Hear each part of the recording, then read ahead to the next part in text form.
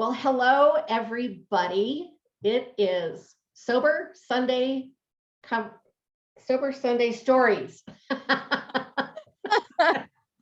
You can tell that I'm not used to saying that. And here's one of the reasons why. Let me first introduce you to my very, very special friend and guest today, Donna Mazzatelli.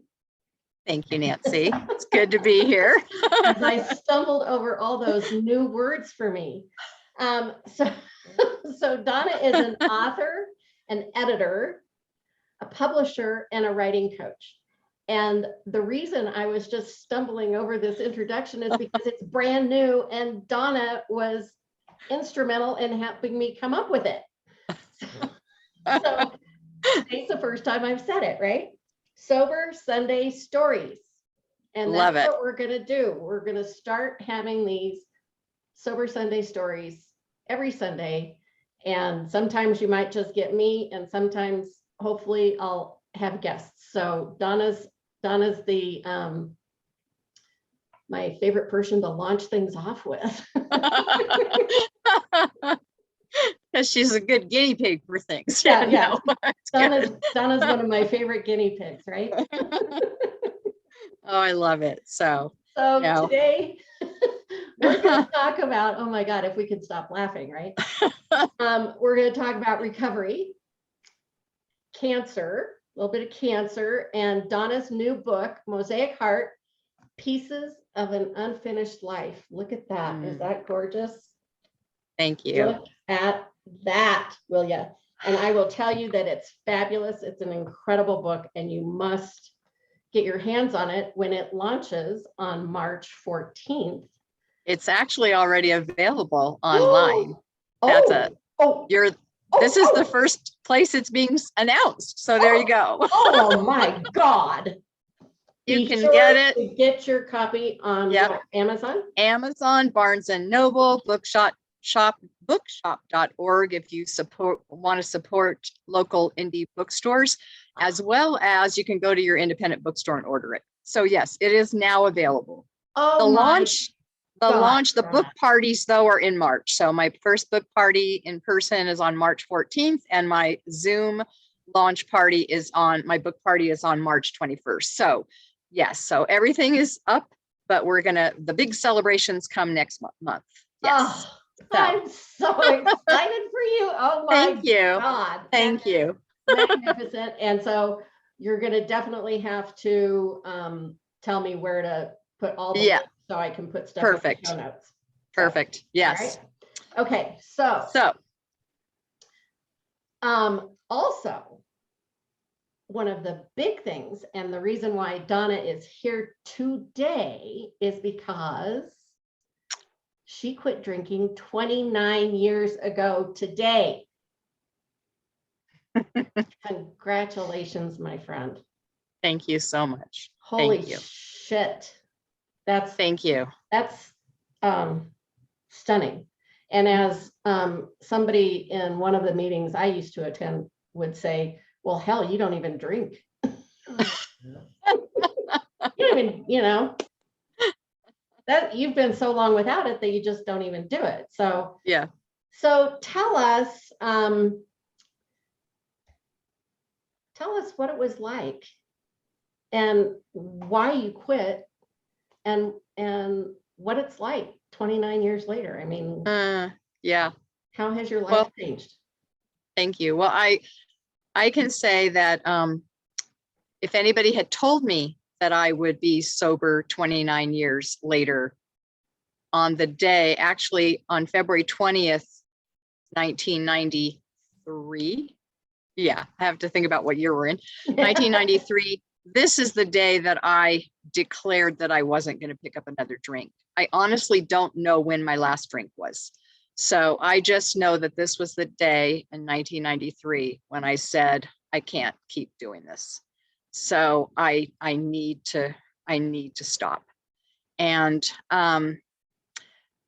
to me, that's, was significant that was a declaration. But had anybody said, if I had declared, and I'll be sober in 20 years, I could have never said that. Or in 29 years, no way. It was like, I'll be sober today. and I'm going to take it. You know, I got sober in the rooms of AA, and I'm going to take it one day at a time. And, you know, whether in the rooms of AA or not, I think this really does have to be if it's 1 hour at a time, 1 minute at a time, 1 day at a time, whatever, it's got to be incremental, because looking way ahead in that moment of total discomfort, it's like, there's just no way I would have seen, you know, or believed that I'd be here today. Yeah. So, you know, what it was like is, you know, I was a high functioning drunk. So I didn't drink on a daily basis.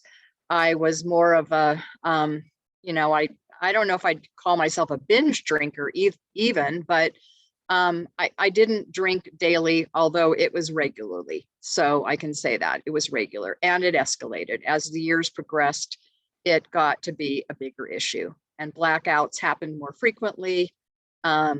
You know, I didn't know what I had said or how I'd behaved, and often had to use whomever, whether it was my husband or, you know, or somebody else, a friend, whoever I was with, I would have to use them to like sneakily find out what had happened, you know, like, oh, and what was so-and-so discussing last night? And yeah, and I think I said, and then I would kind of leave it and then see what somebody, I would always just give the feeder line to see what somebody would fill in and tell me what I had, you know, what I'd said and done, and, you know, how I'd acted. So it just was, it was yucky. It felt yucky to live that way. And I also was concerned about, you know, it hadn't impacted me that to the point of losing a job. I never got a DUI. I did get pulled over under the influence for driving too fast, and managed to speak in a way that I knew to look kind of forward and at a diagonal, so he didn't catch my breath. And it was late at night, it was dark, and I got away with it. So that's the closest I came to getting arrested for a DUI. But it didn't happen. So I had all those yets. I mean, I didn't lose my marriage. It definitely caused difficulty at one point where, you know, I was just gone a lot. I was doing things with friends, with people who drank. My husband wasn't my drinking buddy, but I had friends who were drinking buddies. And so it was kind of like I was gone more, and we were almost like roommates. And so at some point he didn't think it was drinking though. He just finally said, you know, what's going on with us? And we're not spending, you know, we are almost like roommates here. And so what's the point of this? So, so it could have, I mean, I could have gotten a DUI. I could have lost my marriage, you know. I could have done things that I would not be able to come back from easily. So I could have killed somebody driving under the influence. It's like, there's just so many things that could have happened.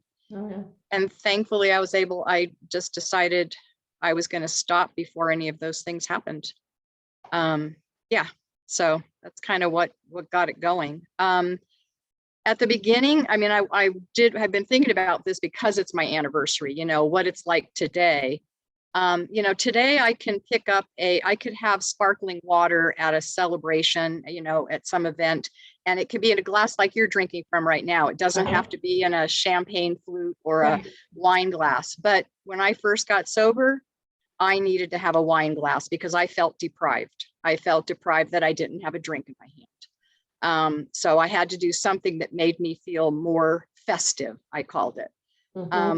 I was nervous in social situations because I had always used alcohol to, you know, loosen my tongue and make me comfortable. My husband thought I was like this social butterfly. And all of a sudden he's witnessed how I became really uncomfortable in social settings. And it was because that was the true me, who wasn't exactly comfortable in social settings.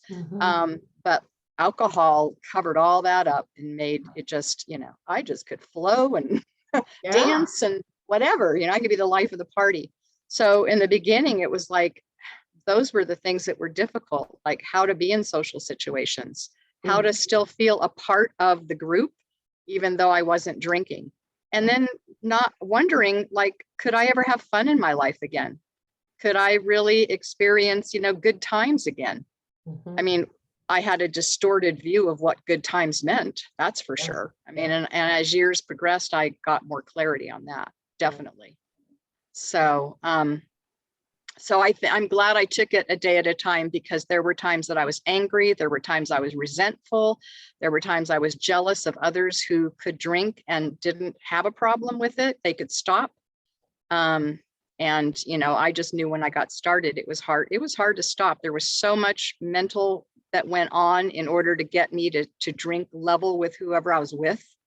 It was really tough. I mean, if they stopped at 2, I wanted 5, you know, it's like, Right. so I had to really, you know, like in my head, work hard at, you know, being able to stay par with them so that I didn't stand out. So all of that was there in the beginning. I mean, it was just, yeah, made it. Let me ask you a question about that, because, you know, what tools did you utilize to help you not pick up a drink when you were angry or uncomfortable or, you know, frustrated, all those things that where we normally would pick up a drink and say, oh, well, that's better. You know, what helped you not pick up that drink? Well, I'd say there were a few things. So I did have a therapist who I finally came clean with. I had been going to her for a number of years, and she knew all of my deep, dark secrets. She knew everything about me, but the one thing I never let into the room was the fact that I had an issue with drinking. So I finally, when I decided to get sober, I finally told her actually, before I actually made the decision, I told her when I was really got serious about contemplating stopping. That's when I told her. So I had her to talk to.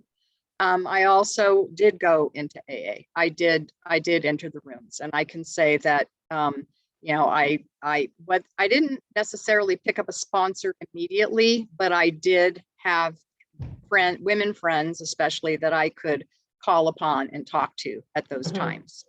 I did get a sponsor fairly soon though, and, you know, started working the steps. And so that all helped, at least the first 3 steps. You know, I went through the first 3 steps over and over and over again. And it was just, I think that was a piece of it.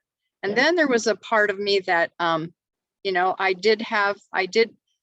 always have had been on a spiritual path. At that point in my life, my higher power, I called God at that point. And so I leaned into God a lot too. I mean, I asked for help, you know, I asked that this be, you know, like, that the obsession be lifted, you know, and honestly, it was. I can't say that the anger and the resentment and those things went away immediately. They didn't. But the grace of not craving went away. That went away pretty quick. I just feel very lucky. It was like, I read something way back during that time. I read books too. And so I read at that time a book that talked about grace and willingness. And it was like, if there's willingness, grace can enter. And I feel like I really worked at that, at being willing to try this, to see how it could be to live this way. And that grace came in. I mean, I really feel like something happened, something pretty miraculous happened. And then there was a very, like, part of me that's a competitive person, you know, and so I quit smoking years before that. I smoked at one point in my life. I mean, when I was really young, and I quit cold turkey, and it was like every day I made it without smoking. Damn it, I'm gonna go do it another day, and I'm not gonna break my record. It was like, I'm not gonna give up 10 days. I'm not gonna give up 20 or 30 or whatever mark I was at. And I did the same thing at the beginning with drinking. I mean, that was part of it too. So it was a mixture of all of it. Yeah. You know? Well, I think that's really helpful, and especially to people who are new in sobriety that will watch this. I think it's really helpful to know all the things that we used to help us over those, you know, first few months of, you know, just discomfort, really. And so thank you for sharing that with us. You're welcome. I have to add too that I had 2 very close friends, one who I'd been friends with for a while longer. And I think I shared this when we talked the last time, is that I would go to her house and drink her husband's booze. And she was in program. And I would ask her, do you think I'm an alcoholic? As I'm drinking her husband's booze, and she's, and she's not partaking, and, she would put it back that, only you can answer that question. And then we had been friends for a number of years. And then I ended up a woman who came in to do training in the corporation where I worked. We became friends, and then we'd go out to eat, and I'd notice she didn't drink, and I'd order a beer and she wouldn't. And so I asked her, why don't you drink? Which has, eventually became a question people ask me. But at first she didn't disclose it. And then finally she, one of the times we were out, she finally disclosed that she was in program. And so those two women I leaned into a lot. Yeah. And the one woman I'd no longer, her boyfriend at the time was also in program. And so I just leaned into them a lot. It was just like, if, whenever I was having a rough spot or whatever, I just would talk to them, and I started hanging out with them more. It was like, I didn't hang out with the drinking buddies anymore. I had to cut that. I really had to cut that out. Yeah. So, yeah. Yeah. So what's it like now, 29 years later? It's kind of what you said before. It's almost like, it's not like I didn't ever drink, because I can remember. And even I can have those visceral moments, like if I hear, oh, I loved Manhattans, so if I hear in a program or a movie or something, a reference to Manhattans, I'm like, I can go back to the taste. I can taste it. Mm-hmm. I can feel it going down my throat. I mean, I can feel that first, when it enters, all the way down to the stomach. Yep. I can feel all that viscerally. I can feel it. What doesn't happen though, is I don't feel triggered to go get a drink. Yeah. It's like, I have the experience and go, yeah, that was lovely. Unfortunately, I know it never stopped there. So it's nothing I can ever revisit. Right. So that's what it's like today, is it's like a fleeting thought, but it's never of like, I'm going to pick it up. I mean, I've lived through some really tough stuff. I mean, you said cancer. I've been through 2 experiences of cancer. I've been through my husband having quintuple bypass surgery when our twin daughters were 6 months old. It was like, I've lived through a lot of really, him losing his ability to, because for medical reasons, being able to fly commercially anymore. Mm-hmm. All these things we've lived through, and I never, ever picked up a drink. Yeah. I never, ever felt like that was a solution to the problem. Yeah. So that continues to be the case today. It's like, I feel like that. Now, I can't say I don't lean into other things. I have an addictive personality. So I can't deny that. So I can lean into food, unnecessarily. I can lean into being the codependent, like being totally enmeshed in my daughter's lives and, trying to, solve all their problems, whether they're asking for it or not. I mean, there are other ways that I play out, but at least now I do know when that's happening, and I can pause and, I might not know immediately, but as soon as I realize what's going on, I can pause and start to look at it, because I learned so much through being able to, let go of alcohol in my life. So, yeah.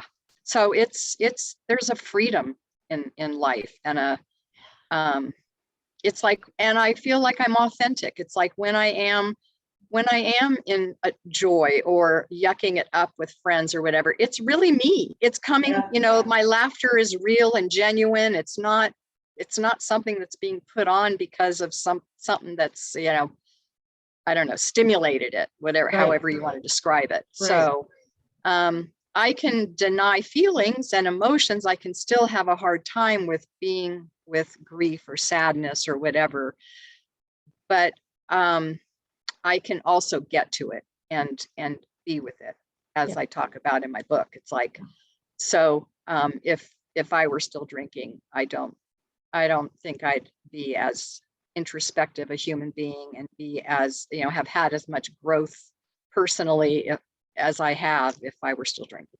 Right. Yeah. So, no, I would echo that as well. I'm going to sneeze here in a minute. Maybe not. Huh. Bless you. So let's talk about your book. Thank you. So this is not about my journey with alcohol or getting sober.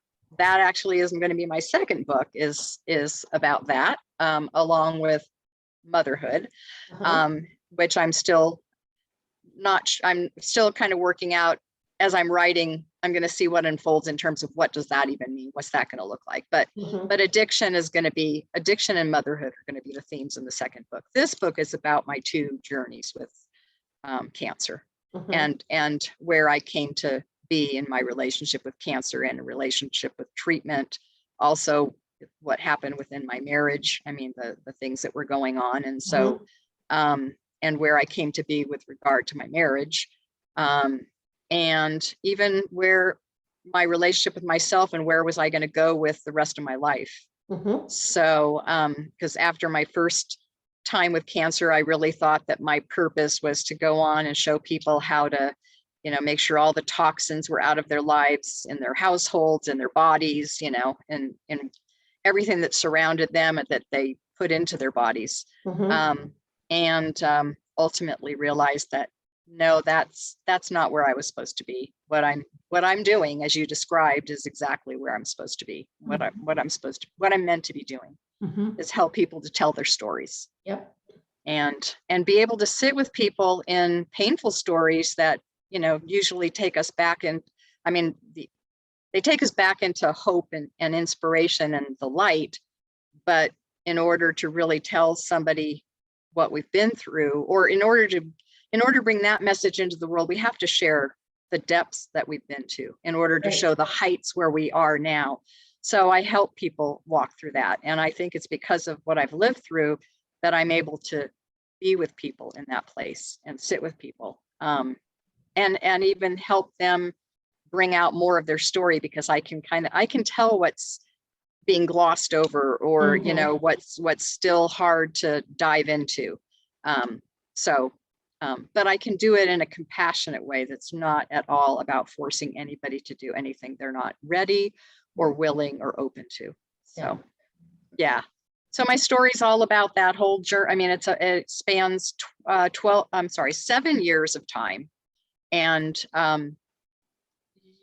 a little bit beyond that. Yeah. So it's about 8 years of time. I think that it's, of course, there's going back further than that, and there's going forward a little bit. So anyway, but yeah. And how long did it take for you to write the book? Oh, well, so I had breast cancer in 2007, and I started writing parts of it after that. I mean, I was actually writing parts as I was, healing.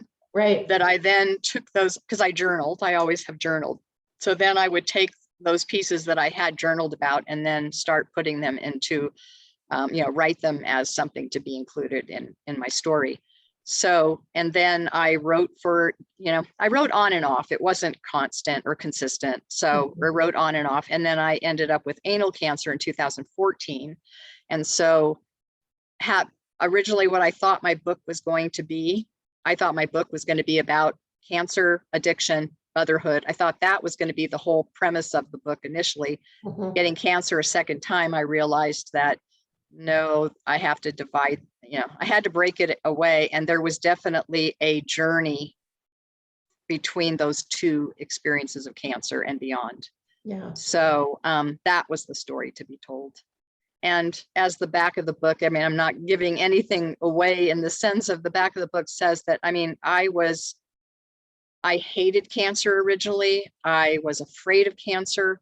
I was afraid of treatment. I hated treatment modalities, what Western medicine has to show. And, this is a journey of coming to love it all, embrace it all, and ultimately to love it all, and to see that all of it, if I could look at it from a different place, there was something significant here, something that was all about divine love.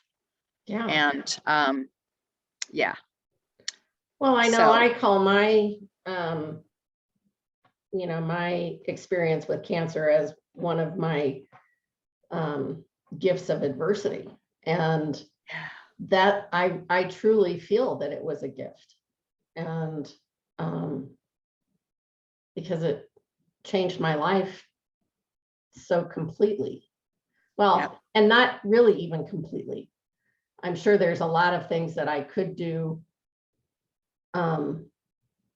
differently. Like you know, I also have an addictive personality. And so, you know, I always liked sugar, Mhm. but Chardonnay provided a good deal of that. So I didn't eat as much of it as I do now. And I certainly Yeah. haven't weaned myself off of that. And so, you know, there could be a whole lot more work for me to do in that regard, as far as cancer changing my life. You know, Right. sugar is one of the worst things that you can consume for cancer purposes. You know, cancer feeds off of that. So, you know, it's one of the worst things you can consume. And yet, and I know that. And yet I eat it today too, Nancy. Sure. I eat it now. 3 years after for the 3 years after I had breast cancer, I did not. I mean, I talk about that in the story, I think somewhat, a little bit. I mean, I was very rigid in my diet, and then I let up on that. And of course, then when I got cancer second time, it was like, okay, I initially beat myself up for all the things that I had stopped doing and what I was doing, wasn't doing, all of that. And then ultimately it's like, for me, it's come to that it's living life in balance. It's trying to live in balance and not be so rigid in any certain direction. And that's how I have to do it in order. I won't say that's for everybody or anybody else. And I would never try to talk somebody out of it if they really do prescribe to certain, you know, making sure that they live in a certain, like eat in a certain way and all of that. But I just saw how that became more of my, it caused me more pain in my life than anything. So today it's really trying to like find the balance and what serves me best. And I remember after I had, and this is not in the story, after I had cancer the first time, I did vitamin C infusions afterwards. And we were getting ready to go to Greece in that summer, or that fall, I think September of 2007. And I was talking to the infusion nurse, and I was like freaking out because I knew that I would be eating the things that I don't normally eat, that I had now cut out of my diet. And I remember her talking to me with just so much love and compassion and saying, you know, if you can go there and realize and experience whatever meals you eat from a place of gratitude for where the food sources came from, gratitude for my husband's relatives who prepared all of the food that I knew was made with love. Oh my gosh. I mean, they were all about that. So if you can go with gratitude and ingest it with gratitude, instead of ingesting it with fear, instead of visualizing the harm it's doing to you and visualizing the love that's pouring into you, because of the loving tenderness that went into the growth of the food, because they did use all whole ingredients for what they prepared, and the love that was infused in the preparation of the food, it can do a different thing within your body. And so that's the attitude that I went with. Now, I wasn't always there 100%. I definitely had to talk to but I kept hearing her. I heard her throughout the trip whenever stuff was coming up for me. So I kind of, I use that even today. I mean, it's like, instead of seeing that what I'm doing is harming me, I try to go to what can I, you know, where's the gratitude here? You know, how can I be grateful for what I'm ingesting at this point and the experience of it. So. Oh, that's beautiful. I love that. Yeah. And balance, I think, is what it's all about. You know, as you were talking about, you know, eliminating things from your diet and then coming around to the to the balance part, you know, I was thinking about that with so many of my clients. They, you know, so many of them don't want to have to stop drinking, you know, and they just want to be able to control it. Right. And that's so hard because you're always on guard. Yeah. You know, and I think if you can balance it, I think it's lovely. But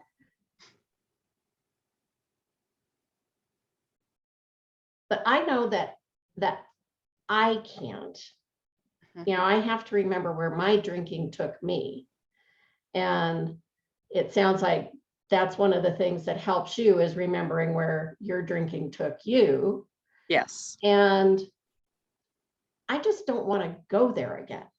And Right. so, you know, and I think it's hard for people to imagine, you know I couldn't even think about never having another glass of wine. I mean, it was just beyond reality. You know, it was just, it was so far-fetched, right? Yeah. Yeah. Right. And not only that it was far-fetched that it couldn't be done, but that I didn't want it to be done. You know, I couldn't imagine it. And then, you know, you get to the point where it's like, I can't do this anymore if Right. I'm going to live. Right. And so I'm not sure if that's really the, you know, hitting rock bottom right there. And if you can stop drinking without hitting rock bottom, I know you can, because I know people who have done it. Right. I don't know. I think with alcohol, with things that affect how your brain works, I think it's hard to have balance. I'm not sure. Well, and I mean, this is great that you went here with the discussion, because or a conversation, because I do think it's like alcohol. I mean, there's a few thoughts that come to mind. You know, food is, we have to have food in our lives. I mean, we need food to survive. So that's where coming to a balance, trying to find balance within food is different, because we require it to live, to be alive. Alcohol is not something that we are require in our bodies. So that's where, if someone can find balance with alcohol, that's awesome. That's wonderful. But I too knew that I have to share this story, because, and I know we talked about this before, but I got sober in February. In March was our 10th wedding anniversary. And my husband and we went to Bridges Restaurant in Danville, California, where we lived. And Bridges Restaurant was famous in Mrs. Doubtfire. It's the restaurant that they're in the movie. But it was down the street from us. So that's where we went for dinner. And it was now the first time we went out together and did not order a bottle of wine, because we always ordered a bottle of wine. I usually drank more of the bottle than he, but we would share a bottle of wine. So he, made the comment of, gosh, I just wish you could, we could have wine. And because it was part of our ritual of celebration. And so I wish you could have wine. And I wish that, couldn't you control it? Can't you control it? And he used the word control. Can't you just control it? And I just, I was angry. I have to say, I was angry, not at him about that, but I was angry that I couldn't have wine. And for a fleeting moment, it was like, could I control it? But it was like, okay, now it's been a month. I haven't had a drink. So there's that competitive part that came in. I've already been, have a lot of support around me, and I've just made this commitment to myself. And then I had to get honest and go, it wouldn't be balance. It would have been white knuckling it to hang on, to stay in control. it would have been me once again trying to get 3 glasses out of the bottle and he gets 1. Mhm. Because so I just knew where it would have gone right away. It's like, I can't go there. I knew that I would not be able, the control, that what you said before, I mean, the effort it would have cost me in order to control mentally, what's needed, the mental part, the psychological, the emotional part of it, in order to look controlled on the outside. Yeah. Like to look normal, whatever that means, but to look normal to other people. So I always did that in trying to be measure with whoever I was with, you know, who Right. didn't have an issue with drinking. And, you know, it would have cost me so much internally that I just knew I couldn't do that. That was the hardest thing for him to understand, as for some time to come, because for him as a pilot and just what he did, like control seemed like an easy, and plus he didn't have an issue with drinking. So Right. for him, why can't you just have a glass and be okay? And it's like, well, I could have a glass, but then I know how all I'd be doing is obsessing about how can I get a second or a third, or, you know, and yet not look like I have an issue. Exactly. And I didn't know how to do that. Yeah. So, And so yeah, I think that's huge. Yeah. And that's the difference between people who don't have an issue with alcohol and people who do, is because when you don't have an issue, you don't understand at all Right. why you can't just say, okay, one and done. Right. Right. Right. That's like the most, you know, and that's what I used to say to my parents. What the hell, you know? And I didn't say what the hell. I said, you know, but it was like I didn't get it until I was right there where they had been. Yeah. And it was like, oh, that's it. That's why they couldn't. Mm-hmm. Because now I can feel that too, right? It's that inside stuff, right? It's what goes on in our insides more than what it looks like on the outside. Oh, yeah. Yeah. Yeah. I mean, I always described it as an itch I couldn't scratch, you know, that it was right in my solar plexus. And the only thing that relieved it was another sip. Yeah. And then, you know, a few minutes later, here come that itch again. And so, you know, and the only thing that made it go away was when I could go to sleep. Right. And I didn't wake up with the itch, thank God. Yeah. But I didn't either. You know, by the end of the day, it was coming back. Mm-hmm. And then it would ramp up as I was drinking. Right. So yes. Yeah. You know, it's just this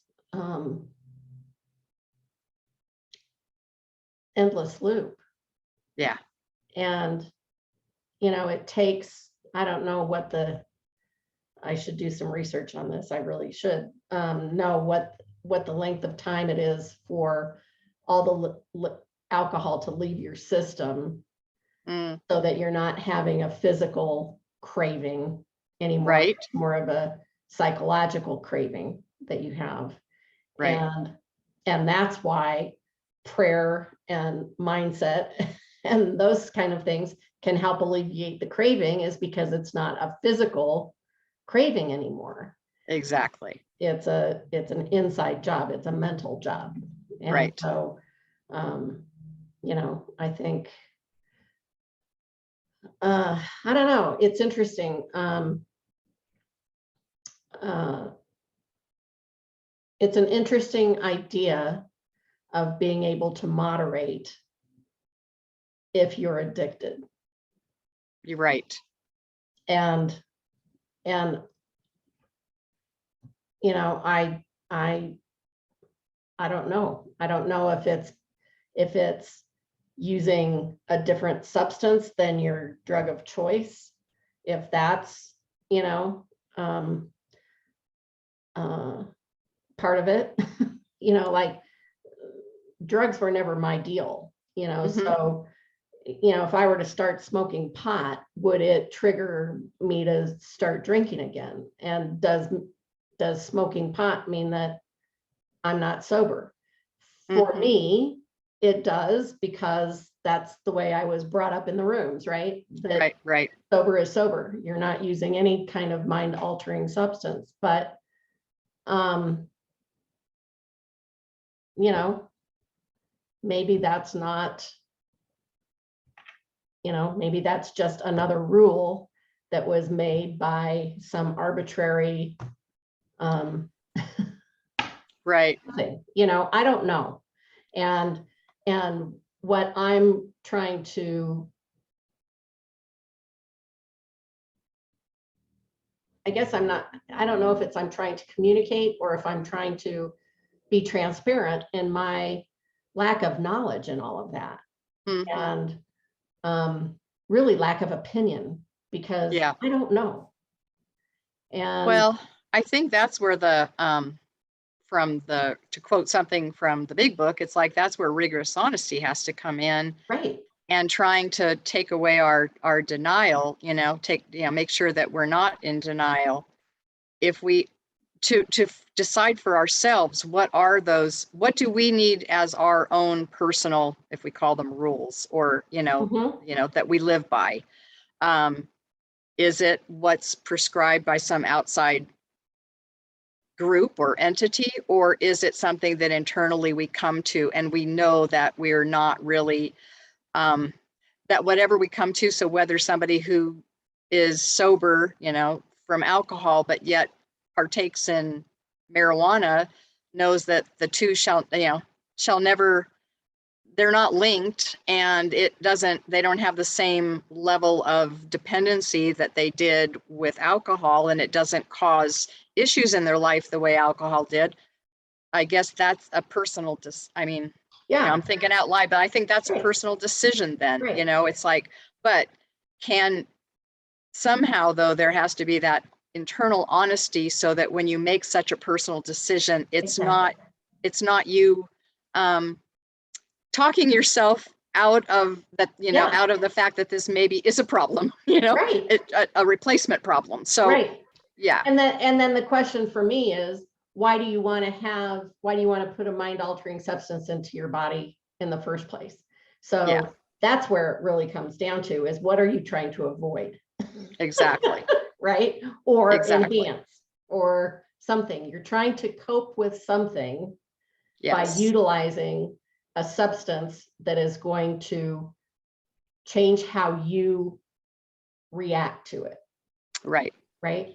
And yet So I'll say I have not said, this is just because of the conversation, so it's just coming like right out of my mouth without a lot of too much thought. But were I at a point in my life where I needed something to help with pain, yes. or something, even going through treatment, help with nausea, I didn't elect to use pot while I was going through chemo and radiation. But are those, and at the time that was a choice that I made at the time. But looking at that and looking at what I went through, if I ever had to go through it again, would I consider that as an option? Probably I would, because I know what I went through. I know, Yeah. but it would only be if I knew that once I was through it, that I could let it go. If I Right. had any concern that I might not be able to let it go, that's the same with taking, Opiate. Yeah. doctor prescribed, Exactly. opiates. It's the Right. same thing. It's like, if I have any thought inside myself that I might actually start leaning into this beyond what, the duration of when it was required, I probably then would say no. Yeah. So I would have to really discern that and really come to, and of course we don't know what we don't know either. So it's kind of like, then what do we put in place as, like checkpoints for ourselves to make sure that we're staying, honest, and Right. that we haven't crossed a line. Yeah. There was a time when my drinking wasn't alcoholic, Oh, sure. drinking, Yeah. but eventually I crossed a line. So it's the same with anything else that I would ever use for any purpose, is like, what would be my checkpoints or my way to, to really make sure that I didn't end up crossing the line with something else. So, Yeah. yeah. a curious discussion for sure that I hadn't thought about. Well, and certainly not a planned detour here, but No, exactly. I know I was the same way. When I've had, I had a hip replacement and shoulder surgery, easy for me to say. I took advantage of every prescription they gave me for, until they weren't, not until they weren't needed, but until it was time to say, okay, that's enough. Right. And fortunately, I was able to say, okay, I don't need those anymore. So we're gonna, do away with that and go back to Tylenol or Advil or whatever it is, right? Right. So I didn't have a problem with it. Right. And at the same time, I didn't not take it because I was afraid of what would happen. Yeah. Here's a story about my father had neck surgery. And at the time he was sober, and he was adamant that he was not going to take any morphine or any kind of drug to help him with his recovery of that surgery. And he was in so much pain. He was out of his mind. He was in so much pain, and he would not take anything. Now that I think was foolish. He didn't have a problem with drugs. I don't think it would have ever, gone into a problem with drugs. Right. And, as a result, he started drinking again, or, at some point he started drinking again and died that way. So, I think I don't know, we're really going down a different road than I had expected. But I think it's worth the conversation. I'm glad we had the conversation, and I think it's interesting. And so what I want to leave, how I want to leave this is knowing what balance is to each one of us is an inside job. It's an individual. It's an individual choice, and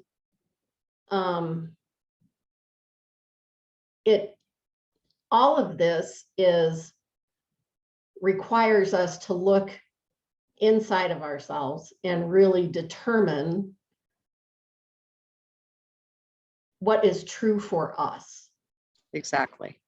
And being incredibly honest with ourselves when we are teetering on the edge of choosing wrong. Right. Well, and I think when I think about it, just because of where the conversation's gone, it's like my book is a demonstration of how introspective I am as a human being, how introspective I've become in my life as a human being. And that's, I think, it's like that'll never change for me for the rest of my life. I just know that whatever comes my way, I always look within and look at what's my part. Where do I have an opportunity for growth? Where do I have a opportunity for further healing? Yeah. Where have I been responsible for maybe causing harm to myself or to someone else? Mm-hmm. And so all of those things, they go back to getting sober, and because of all of the ways that I came to be able to see that the truth didn't kill me. Looking at the truth never killed me.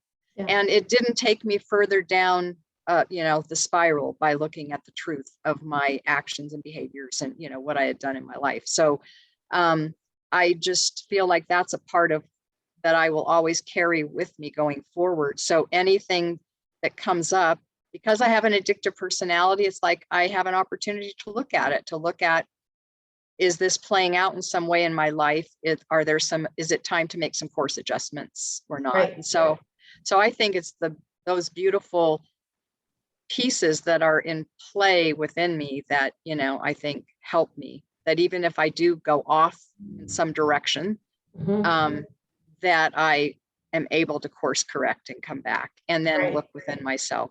So I look back at what, you know, when you asked me at the beginning, what got you to get sober to begin with? I mean, it was really about feelings. It was shame and guilt. And it was just, I didn't like who I was becoming. I mean, I just didn't like what I saw. So it was all that internal stuff, that inside stuff.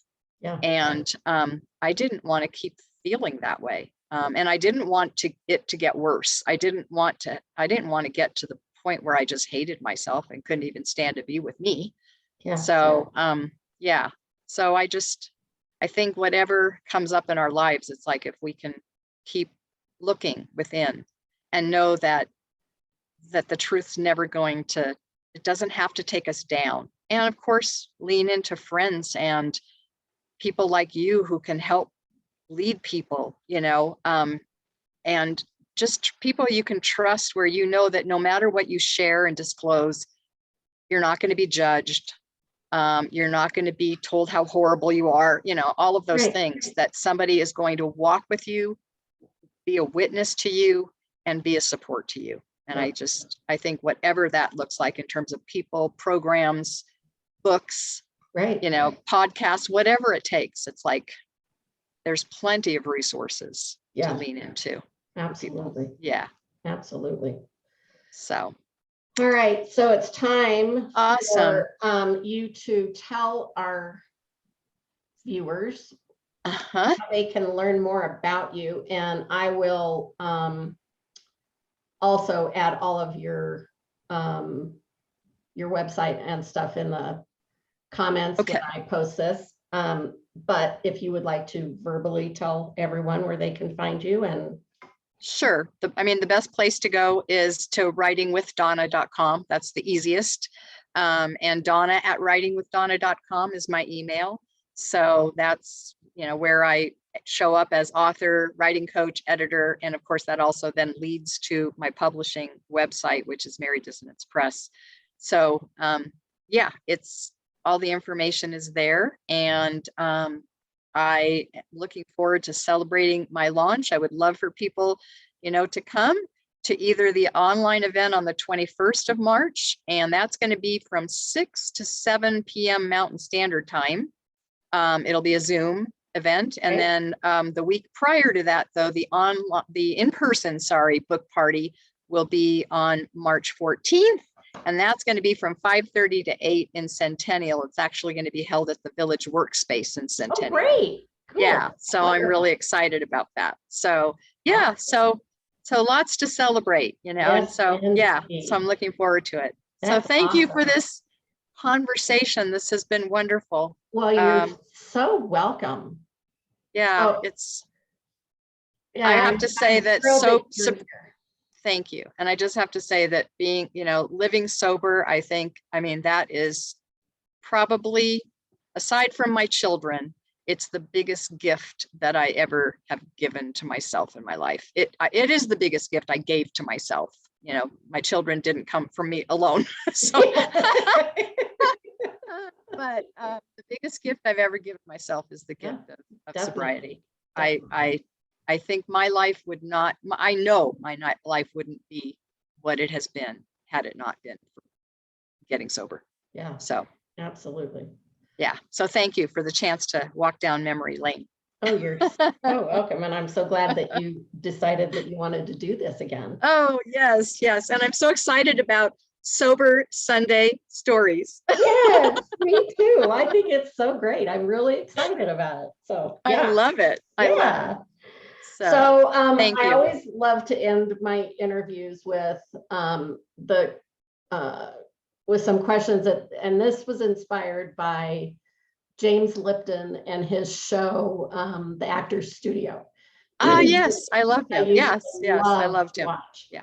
And so he ended each interview with these, with some rapid fire questions. And I think 2 of them are the same. One might be different. So what's your favorite food?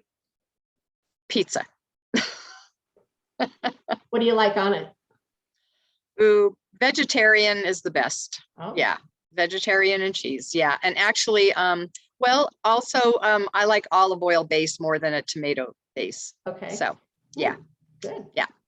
Okay. And what are you reading now? What's on your nightstand or on the table? I personally am not reading anything because I'm Okay. working on manuscripts. Yeah. So I You're do have reading a couple of, manuscripts. yeah, I do have a couple of fiction books, and I have Anne Lamott's, in terms of nonfiction, I have Anne Lamott's latest book on my bedside table, and that's going to be my next nonfiction read. Great. I adore Anne Lamott, Oh, I who, do by too. the way, is, has been sober Yep. for forever, and is just amazing. Her writing's amazing. It's reflective. Yeah. So Yeah, she's one of my inspirations as well. yeah. Yeah. And what's your favorite swear word? Oh, Nancy. So, it really is fuck. When I could get, when I, could get away from like my mom's influence of you never say that word, and then used it, and then I took it out of my, language when I had my daughters were growing up. It was like I wasn't going to use that around them, but they're all grown up now, and so it's back in, and I don't use it all that often, but it feels really good when it comes flying out. It just feels really good. Or sometimes it's very intentional. I'm just going to say this fucking thing right now because this feels like the right thing to say. Exactly. So that's it. It just feels good. There's something about the release of it that comes with it. So, yeah. Well, I think you're fucking fabulous. Thank you. And thank you. I'm As are awfully you. glad that you're here. Thank you. Thanks for having me. I really enjoyed it. All right. Take care. Okay. Thank you so much. Bye to everybody. Yes. Thank you. Bye. Okay. Bye.